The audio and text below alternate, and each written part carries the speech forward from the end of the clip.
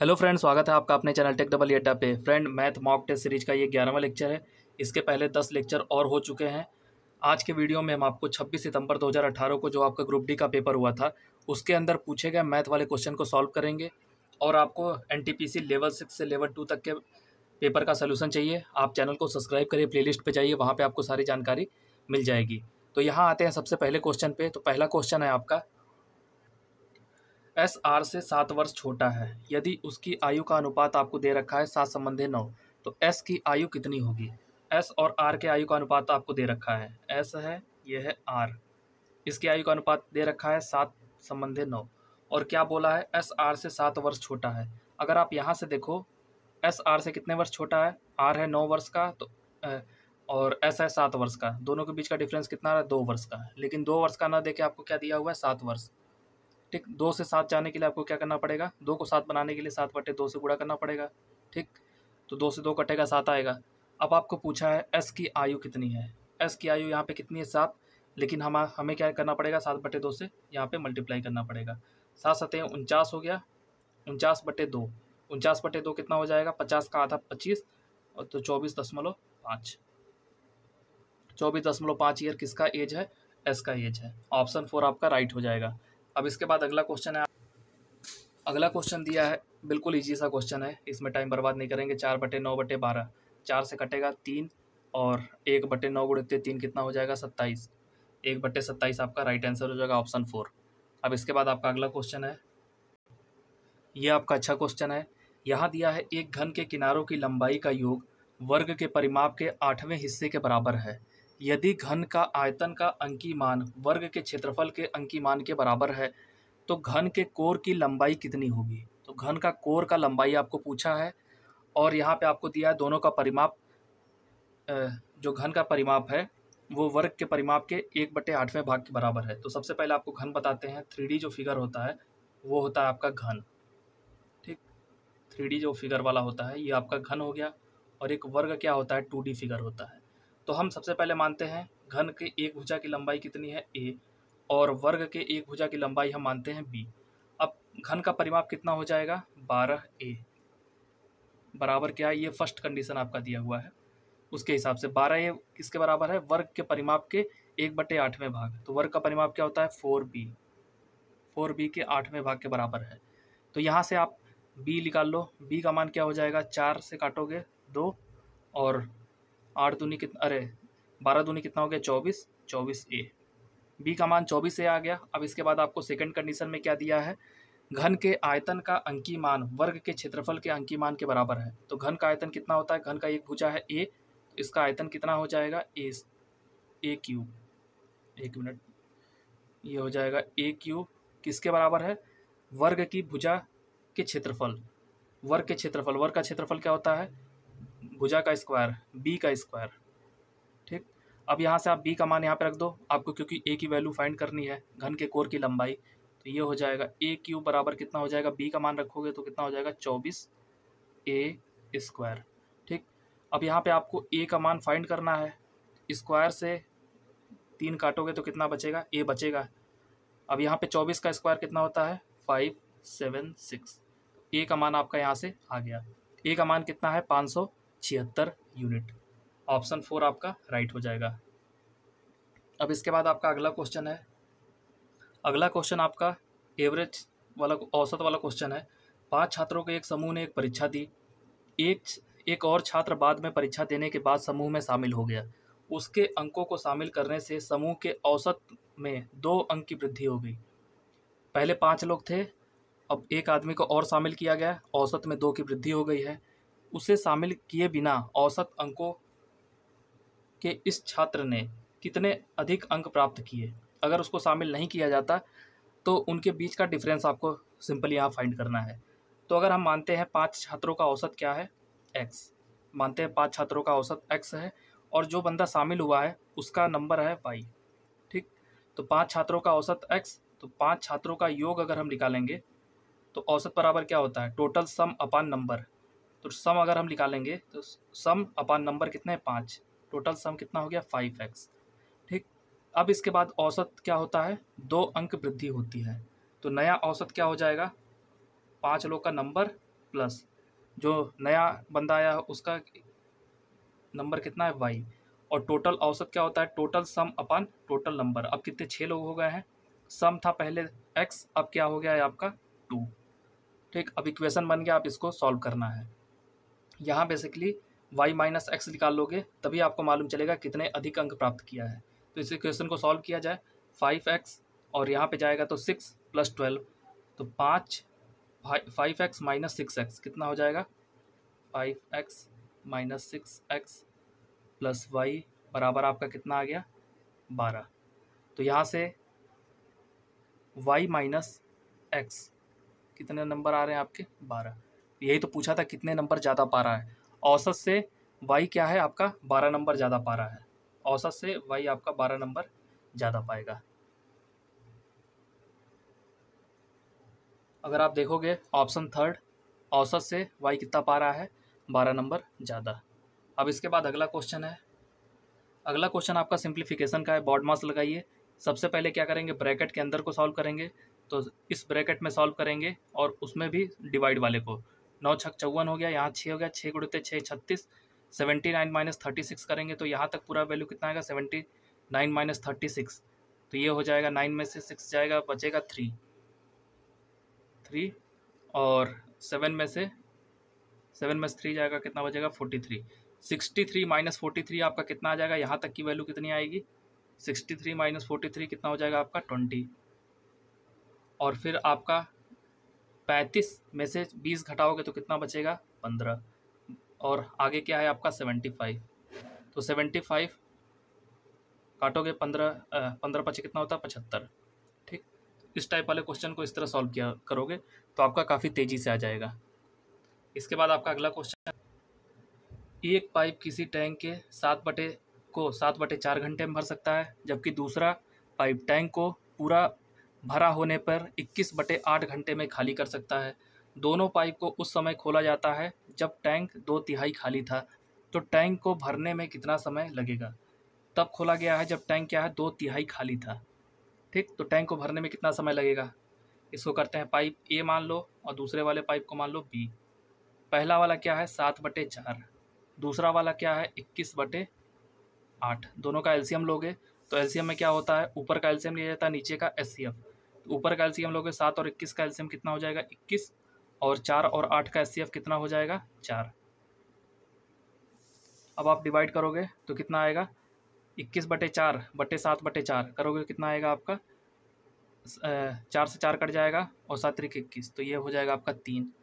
और बी की इफिशिएंसी निकालोगे, बी आपको खाली कर रहा है, तो खाली कर रहा है इसका मतलब ये माइनस लगा दो यहाँ पे, पहला वाला भर रहा है 20 को खाली कर रहा है, बी को माइनस कर दो, तो 21/4/21/8 कितना हो जाएगा 2, और इफिशिएंसी क्या होगी माइनस। टोटल मिल के कितना काम कर रहे हैं 3 - 2 कितना हो जाएगा 1 काम कर रहे हैं। अब बोला है जब टैंक 2/3 खाली था, तो टैंक की पूरी क्षमता कितनी आई है 21/4 और 2/3 खाली था मतलब 2/3, दोनों की मिल के एफिशिएंसी कितनी है 1, इतने घंटे में टैंक को भर देंगे। तो अब इसको सॉल्व करोगे तो कितना कटेगा 7 × 21 और 4 2 2 दूनी 4 हो गया, 7/2, 7/2 का मतलब 3.5 घंटे में ये टैंक आपका भर जाएगा। तो 3.5 को आप कैसे लिख सकते हो 3 घंटे 30 मिनट, ऑप्शन 2 आपका राइट हो जाएगा। इसके बाद अगला क्वेश्चन है आपका, अगला क्वेश्चन आपका ट्रिग्नोमेट्री का है। कॉट के power 4 theta cot square theta बराबर आपको दे रखा है 2.2, कॉसेक के पावर 4 थीटा और कॉसेक स्क्वायर थीटा बराबर आपको फाइंड करना है। कॉट स्क्वायर थीटा बराबर क्या होता है कॉसेक स्क्वायर थीटा -1, बस प्रॉपर्टी आप लगा दो। कॉट के पावर 4 थीटा को आप क्या लिख सकते हो, आप लिख सकते हो इसको, एक मिनट, कॉट के पावर 4 को आप लिख सकते हो कॉट स्क्वायर थीटा का होल स्क्वायर। ठीक, और कॉट स्क्वायर आपको पता है क्या होता है कॉसेक स्क्वायर थीटा -1 बराबर आपका कितना दे रखा है 2.2। अब इसको कॉट स्क्वायर को आप यहाँ पे अंदर क्या लिख सकते हो 1 माइनस नहीं होता है cosec square theta -1 plus cosec square theta अब ये -1 है, -1 को उधर ले जाओगे तो कितना हो जाएगा 3.2। अब इसको जब एक्सपेंड करोगे तो यहाँ पे आपका क्या आएगा, ये होल स्क्वायर है, a माइनस बी का होल स्क्वायर क्या होता है, a square plus B square minus 2ab। तो ये a स्क्वायर आपका कितना हो जाएगा, कॉसेक स्क्वायर पहले से ही है 4 थीटा प्लस 1 और -2 कॉसेक स्क्वायर थीटा प्लस यहाँ पे क्या है, कॉसेक स्क्वायर थीटा आपका पहले से ही मौजूद है, बराबर कितना है 3.2।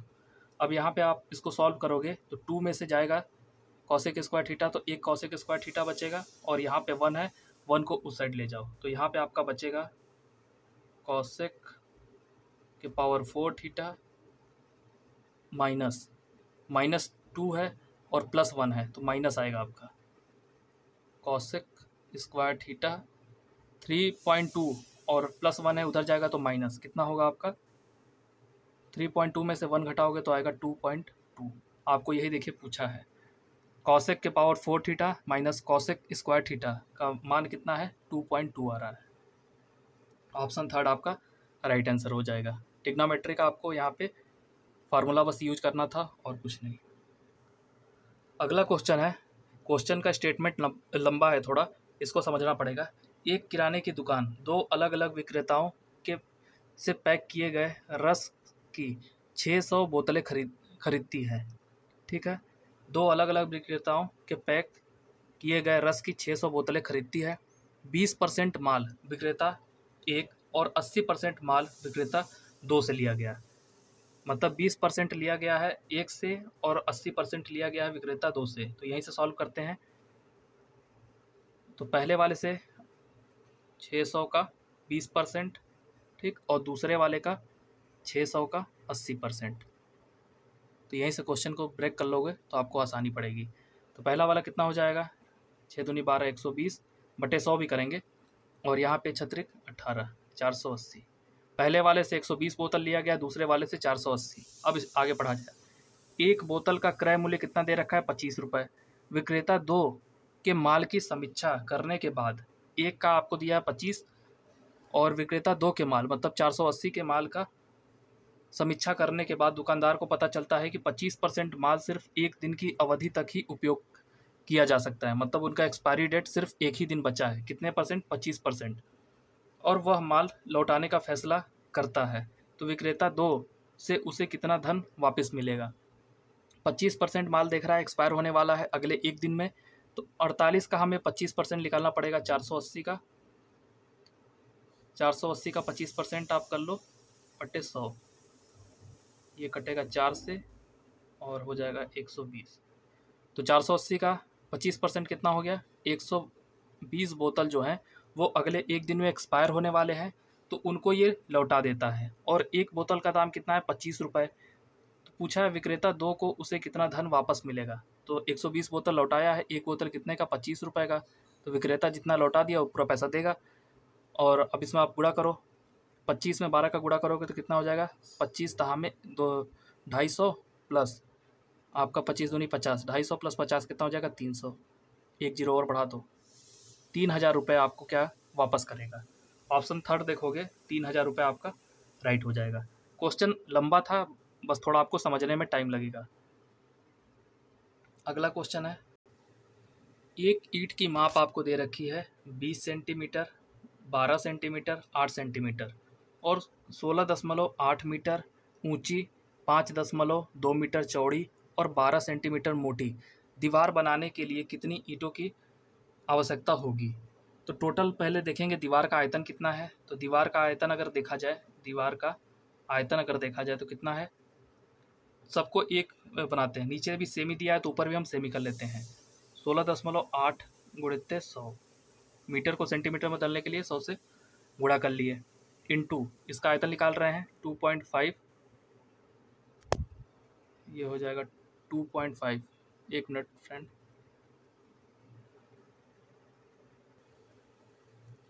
तो यहाँ पे कितना है 2.5 दे रखा है आपको 2.5।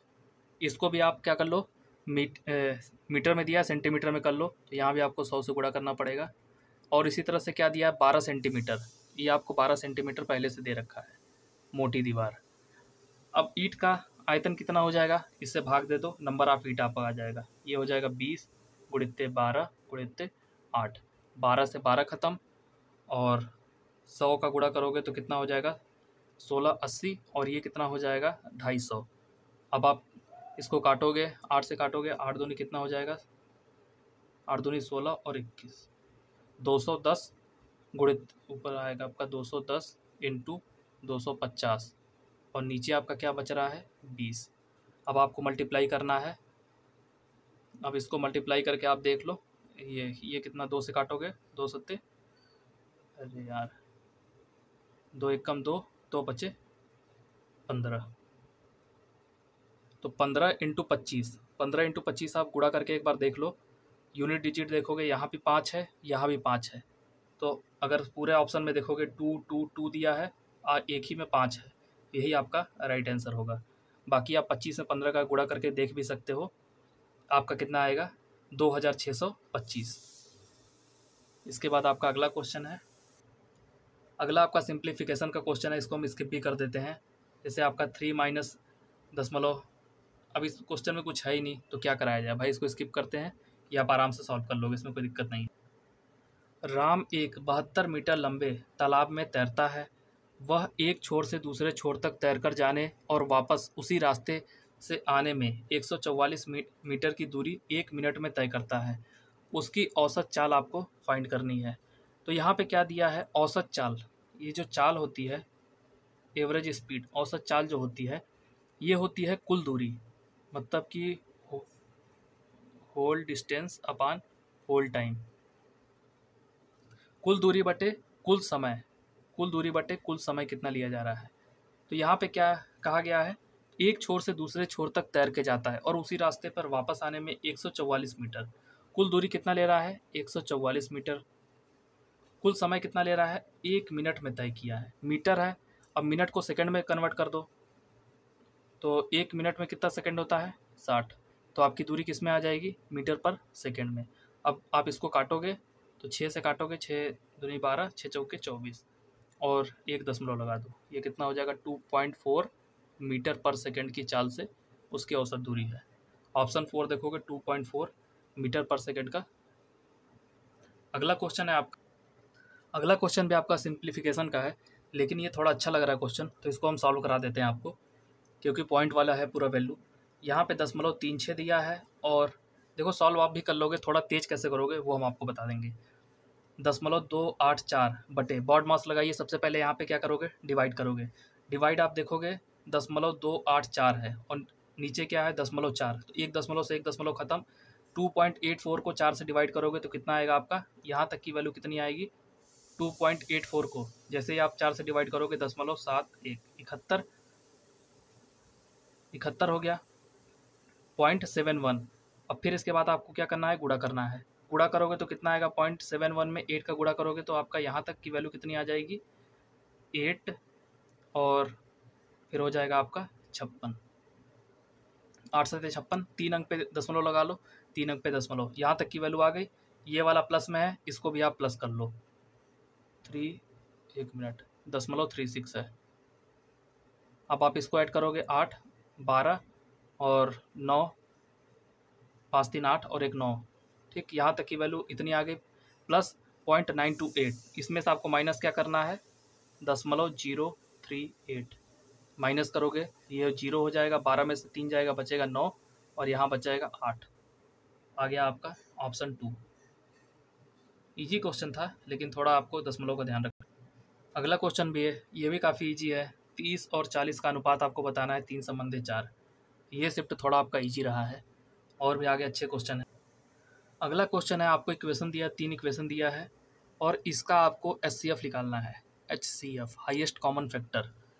तो इस क्वेश्चन को आप कैसे करोगे, देखो सबसे पहले देखोगे highest common factor 2xyz, 2xyz, पहला ऑप्शन चेक करो, x है y है z है, यहाँ भी x है y है z है, x है y z, कॉमन तो हो जाएगा, लेकिन यहाँ पे देखोगे y स्क्वायर है, यहाँ भी y क्यूब है, यहाँ भी y क्यूब है, तो इसका मतलब y स्क्वायर तो बाहर आएगा ही, तो पहला ऑप्शन तो हो ही नहीं सकता। दूसरे ऑप्शन में आप देखोगे 4 है, तो देखो 8 और 12 में से तो 4 कॉमन आ जाएगा, लेकिन 6 से 4 कॉमन नहीं आ सकता, तो ये भी ऑप्शन नहीं हो सकता।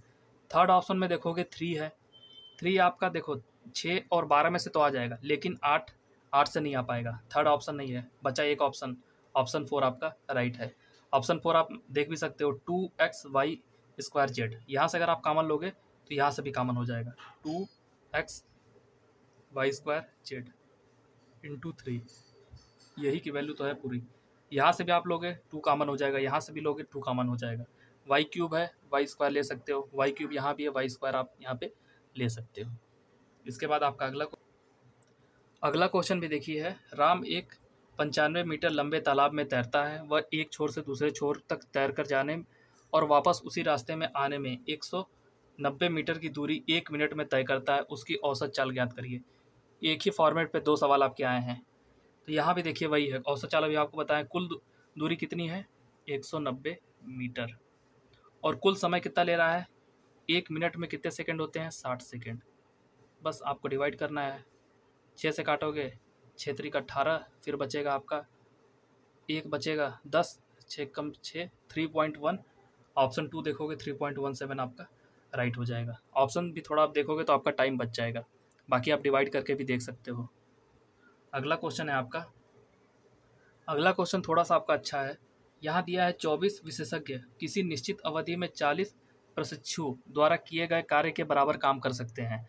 किसी कार्य के हिस्से को 9 विशेषज्ञ और 25 प्रशिक्षु द्वारा पूरा किया जाता है, उतने ही समय में समान कार्य को पूरा करने के लिए 12 विशेषज्ञ के साथ कितने प्रशिक्षु की आवश्यकता होगी। तो सबसे पहले दिया है 24 विशेषज्ञ आपके 40 प्रशिक्षु के बराबर हैं, तो यहाँ पे आपको दिया है 24, हम मानते हैं इनको साइंटिस्ट मान लेते हैं, 24 साइंटिस्ट जो हैं वो आपके 40 ट्रेनी के बराबर हैं। तो यहाँ पे साइंटिस्ट और ट्रेनी का रेशियो कितना आ गया है, S/T कितना आ गया है, आप काटोगे इसको 8 से काट लो, 8 पर 40 और 8 3 के 24, तो साइंटिस्ट का इफ़िशेंसी है 5 और ट्रेनी की इफ़िशेंसी कितनी है 3।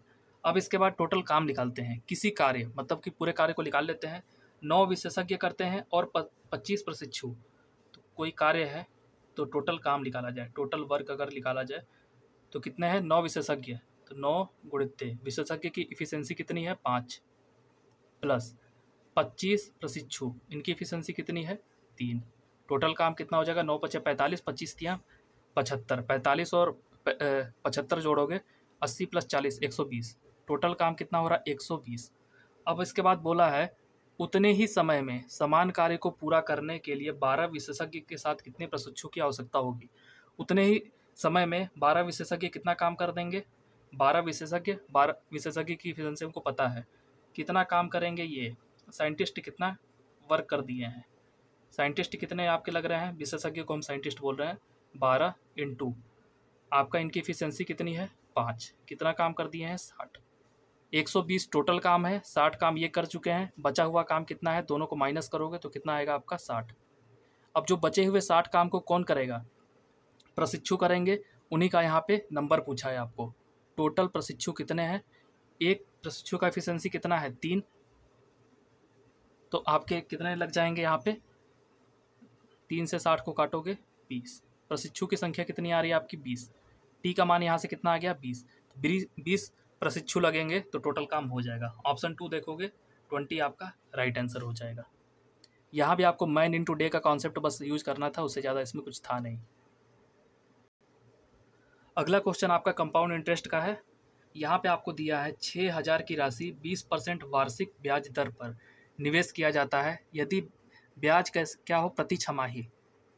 अगर आपको दिया है वार्षिक 20 तो छमाही में ब्याज कितना हो जाएगा 20/2, मतलब कि 10% छमाही पे मिलेगा आपका ब्याज। तो 18 महीने बाद प्राप्त राशि, 18 महीने में 6 के कितने साइकिल बनेंगे, 6 दूनी 12 3 18, 3 साइकिल बनेंगे, तो आपके साइकिल कितने हो गए इसमें 3, और ब्याज कितना है 10% के हिसाब से 3 बार ब्याज कितना बनेगा। अगर आपको डायरेक्ट आता है 10% का तो आप सीधे कर दोगे, कितना करोगे 6000, 3 साइकिल में 10% के हिसाब से कितना बनता है 33.1%। आप यहाँ पे मल्टीप्लाई कर लो, आपकी वैल्यू कितनी आ जाएगी, ये हो जाएगा 889। 1986 आप 6000 में जोड़ दोगे तो आपका कितना आ जाएगा, ये 7986। ऑप्शन ए आपका राइट हो जाएगा। अब कितने लोग को ये समझ में नहीं आएगा 33.10% कहाँ से आ गया, अभी वो भी हम आपको बताते हैं। देखिए आपको वार्षिक कितना दिया है 20, तो छमाही बोल रहा है, छमाही में कितना हो जाएगा 20/2, 10%। ठीक, और कितने साइकिल में है, 3 साइकिल में, 1 2 3, 10% ये, 10% ये, 10% ये। तो इसमें सक्सेसिव लगाते हैं। कैसे लगता है सक्सेसिव, पहले 2 साल के लिए कितना हो जाएगा, पहले 2 साइकिल के लिए, साल आप नहीं कह सकते हो क्योंकि ये CI का क्वेश्चन है। तो यहाँ पे हो जाएगा 10, सक्सेसिव कैसा लगाया जाता है, 10 + 10 + 10 × 10, 10 × 10 अपान क्या हो जाएगा 100। यहाँ से ये इफिशिएंसी कितनी आ जाएगी आपकी, 10 + 10 + 1 कितना हो जाएगा 21%। फिर थर्ड साइकिल में 21 + 10 + 21 गुणित 10 बटे कितना हो जाएगा 100।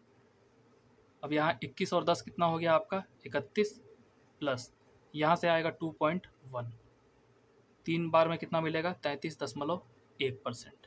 अगर आपको नहीं आता है तो आप यहाँ से फाइंड कर सकते हो।